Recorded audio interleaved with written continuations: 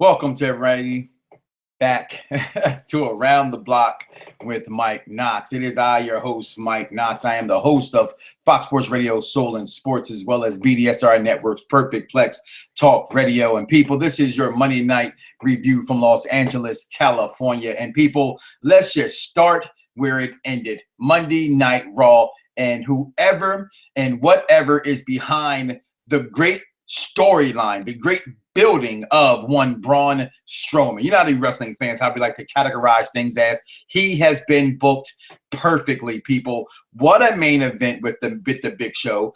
I'm sitting there watching the match, and I'm watching the Big Show hitting with the WMD, what it used to be called, weapon of mass destruction, the KO punch, and Big Show fan base being sad that he kicked out, and watching my son's reaction, my sons love Giants for what it's worth, and watching them get upset that the Big Show doesn't win. I'm sitting there saying, well, what does this do for the Big Show's career if he beats a Braun Strowman? And I'm saying, well, a lot for him, but does it really hamper Braun Strowman's career, being that it is still a credible guy like the Big Show, despite Big Show taking surmountable amount of losses versus non-competitors like this? But they had Braun come out on top. I love the match. I love the end of the match, and this is where I want to give my gripe about Monday Night Raw, not in a bad way, but in a good light, in my opinion, towards a show that lacks storyline the way that I want to see it towards WrestleMania. But I love this.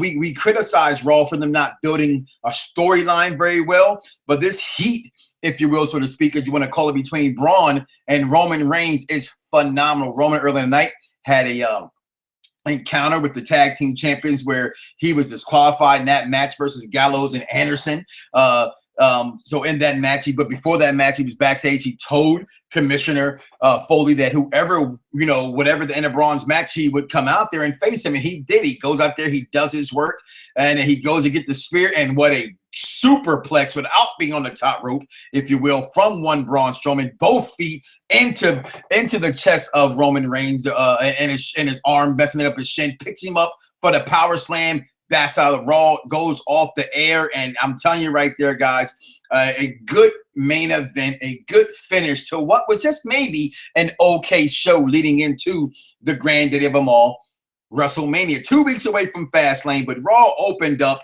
with at least from this fan's perspective, a great opening. You see, I'm rocking the Kevin Owens shirt today. I was doing a little T25, trying to get my body ready for my WrestleMania trip with the family. But as I'm watching the opening promo to Monday Night Raw and Kevin Owens in the ring, it reminded me of a fan who I am, a guy who I'm a fan of, if you will, and one Batista with his Spotlight Now. I love those kind of promos in the ring, and he spoke very candidly, very honestly towards his opinion of one Bill.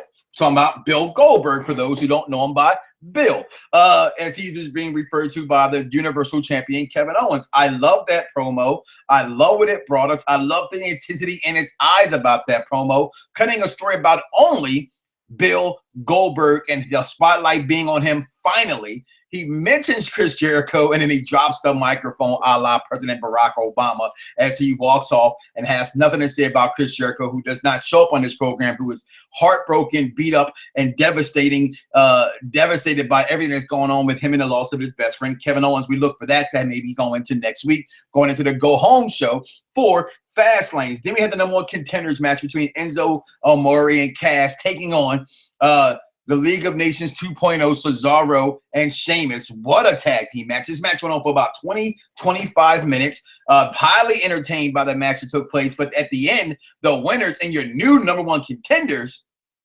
Cass and Enzo. But there's more. Sheamus with a super kick of super bro kicks to the face of Enzo Amore as the conclusion of that match. Then we had Akira Tozawa, which is just a phenomenal up-and-coming wrestler from Japan, here making a scene in WWE and in the States. If you don't know him, YouTube him. We're on YouTube, right? So hard to just go type in his name as well if you can figure out how to spell it. Was going to have an impromptu match, which was a no contest with the Brian Kendrick. Brian Kendrick says he offered him back on 205 Live to be his protege, to mentor him. He refused to do it. He came out in the ring, wanted to shake his hand. He refused to shake his hand. So, hey, guess what? In this wrestling business, if you don't shake somebody's hands, you get beat up. And that's what happened. Akira Tozawa gets beat up by the Brian Kendrick. Then we have the rematch that I talked about earlier. Why we were having this rematch, I don't know, with the tag team champions taking on Roman Reigns. Roman gets suspended, bringing in a chair to get suspended. And that's how that match concluded. We had the New Day announce that they were going to be the host of WrestleMania 33. Now, earlier in the day on Fox Sports Radio, 1340 AM, Soul and Sports, which you can find us at Twitter, at Soul, S-O-U-L, capital letter N Sports. We discussed this right here, the New Day being the host of WrestleMania 33. I'm not sure how I feel about this. I kind of had my opinion waver a little bit when they were saying, hey, the New Day is going to do what they do. They're going to come out, they're going to entertain, they're going to give you ice cream bars. Hey, hashtag booty pops. We want our booty pops. Bring back, we want the booty pops. You hear me? Booty juice and booty pops go great together for the New Day. But in all actuality, like, is this tells you right there that creative doesn't have anything for those guys who creatively built themselves in the New Day. To have your longest reigning tag team champions in the history of the company not be a part of WrestleMania in a capacity of a wrestling match, I'm not sure if I like that. That's not saying that's how it's going. It is right now. That is how it is, and they don't have a match. They are the host of WrestleMania. Did they still get a WrestleMania payday? Yes. Is this what they want? I mean, they're on the show, yes, but I would have to believe from being in locker rooms and talking to guys over the history that I've talked to guys in this business that they would want to participate in the granddaddy of them all the way they did last year. New Day, after that announcement, has the match supposed to go on against Jinder Mahal and Rusev. That match goes on. New Day wins that match. Listen, that was just how do you say it? Comedic genius. When they were talking about her, she hacked their plans to make the New Day ice cream bars. They're like, oh, she's Russian. That was good. It got a nice little applause from the crowd right there. Good wordplay. I like Rusev and all that Rusev does. Good heel, bad heel, whatever. Rusev to me is a winner in all ways of that there is a winner in professional wrestling. And when you have the ravishing Russian who looks as lovely and vivacious as she does in Lana, you can't lose right there. Jinder Mahal is just a prop to be propped, and that's what he's going to be used for at this moment in his career. Then we had the contract signing between the king of the cruiserweights, Neville, and that guy Galloway. Got pretty heated, got pretty interesting. For the way contract signings have been lately in the WWE, this was actually entertaining and kept up to par with the other contract signings we've had recently. One that recently comes to mind was the Becky Lynch, Alexa Bliss contract signing. I thought that one was very explosive, a la like this one. Then we had Nia Jax come out and say, look, enough's enough. All this talk, how is she the champion? I'm putting her on notice. I'm coming for that ass, Bayley. I'm coming for that ass. Then after that, had the concept of Billy. We had the announcement for those who did not know that friend of the program, DDP, that's Diamond Dallas Page, friend of the program. We've interviewed him several times on this program. Go ahead right now into this video and look underneath my videos on here on my YouTube page. You will see the interview we had with Diamond Dallas Page on more than one occasion, actually, on BDSR Radio Network. Congratulations to him. This Hall of Fame class is a pretty damn good class. You got DDP, the Rock and Roll Express, Teddy Long, Kurt Angle. I mean, this is just a phenomenal list thus far. Can't wait to see more names to be announced on this. Then we had Kevin Owens taking on Sami Zayn, who early in the night, after Kevin Owens' phenomenal promo up in the show, Mick Foley came to him backstage, said, where you going? We're not done with you yet. You're going to rekindle your rivalry with Sami Zayn. As Sami's coming out, the Destroyer comes out instead and does what he's been doing best. Let's be honest here. You can have Samoa Joe jump a wrestler for the next 9 months and it will not get old. He jumps Sami Zayn, whoops Sami Zayn's arse. Sami Zayn, being the guy that he is, I'm a big Sami Zayn fan, continues the match to go on and gets destroyed, not by the Destroyer, but by the Destroyer's partner, friend in crime. Triple H has handpicked Kevin Owens. He just handpicked Samoa Joe. Let's see. Anyhow, Kevin Owens destroys him, wins the match. Then we had a Bayley, the whole thing about her, Charlotte says she's going to manage. She relinquishes the title. She comes out here, gives this big speech about what she's always given her speeches about how she's been since she was a child. To do this, out comes the $1 billion princess and tells her, I thought you were better than this. Give up your title. Sasha Banks comes out, a bunch of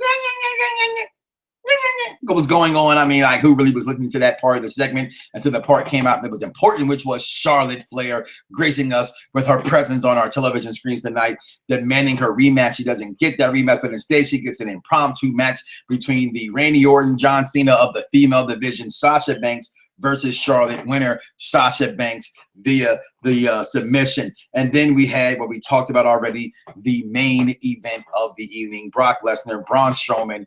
Again, I was absolutely loving the storyline that became behind this match. Looking forward to this WrestleMania matchup, as it looked like that's what's being set up between Braun and Roman Reigns. And fans, I'm just going to ask you right now, what is not to like about this? You ask all the time for Roman to be in a meaningful match, going against somebody that he doesn't completely dominate. Well, he's not going to completely dominate one Braun Strowman. What you're going to get right here is a battle of Goliaths, a battle of Titans, if you will, guys. Listen, this is a match made in wrestling heaven. The only thing I would like personally, myself, would be Rusev versus a one Roman Reigns. We tried that. You fans didn't like it. I hope they rehash that again. That was a great, those are two great talented guys I would love to see actually get a chance to rekindle that rivalry in the squared circle. But how this show ended, I got to give my belt grade here is on the Talk Perfect Plex, as you can follow us on the Twitter at Talk Perfect Plex.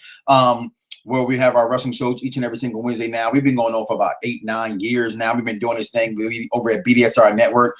I give out belt grades, which is based upon how I feel or how you would feel if you're giving your grade. If you can comment below, let us know your belt grade, your favorite belt to your least favorite belt, and on a scale of 1 through 5. I gave this Raw, I probably gave it 3 out of 5 rated R superstar titles. It was good. It was edgy, like Raw. It gave me surprising moments like Edge would do on this Monday Night Raw, but it didn't live up to the hype. Not saying Edge didn't live up to the hype, just this Monday Night Raw. Again, down the road to WrestleMania, I'm looking for everything to be above and beyond. Okay, and I didn't even talk about the fact that Brock Lesnar with the impromptu interview backstage with Paul Heyman, who took the camera and looked directly in the camera the whole time Paul Heyman was happening, how brilliant that was, and how Paul Heyman said he loves what Kevin Owens is doing. And this is between Brock and Bill Goldberg. That's all that's on Brock Lesnar's mind. That's all Brock Lesnar wants. So we're going to see the outcome of that. But overall, still a 3 out of 5 Monday Night Raw. Not bad, not horrible, but I'm not asleep, and I'm up here giving this review. So make sure you check me out each and every single day on my social media network pages, guys. That's at Mike Knoxxx. And indeed, I spell my name with 3 X's because, like, damn, my wall behind me, I am hardcore. And also make sure you follow Fox Sports Radio 1340 AM on the Twitter, which is 1340 AM Fox Sports. And guys, listen, Perfect Plex Talk Radio each and every single Wednesday night where the fan can be a fan. Why? Because it is the show for the intelligent wrestling fan. Hey, Colin Coward, heard that a lot to say about wrestling fans, but guess what? This is one wrestling fan that's calling your punk ass out. That's right. I know we both work for Fox Sports. I know you make all the big dollars, but your comments about wrestling fans are beneath anything that I thought someone on your lower standard of a man could say. First, you made a comment about wrestling fans when it came to the death of the Ultimate Warrior. Then you made another wrestling fan. First of all, my wife is hot. I'm not just saying that because she's with me, because hell, sometimes I wonder why the hell I got her. Okay. But I tell you one thing, I know a lot of wrestling fans that got hot wives, good jobs. And okay, and you call wrestling fans losers. So LeBron James is a loser. Derek Jeter is a loser. The list goes on stars and entertainers. Hugh Jackman is a loser of fans that love wrestling, pro wrestling, the WWE, as a matter of fact. Just because it's a world you can't fit in, which a person like you who never played sports in school, wasn't the most popular guy in school, and probably was a virgin until he was about 29, 30 years old, I would think you would admire wrestling. But instead, you want to try to put wrestlers down. Well, guess what? I'm putting you down. Hashtag Herd versus Knoxxx. Don't sing it, Colin Coward. Bring it. Wrestling review right here around the block with Mike Knoxxx. I'll see y'all next week, y'all. Fingers.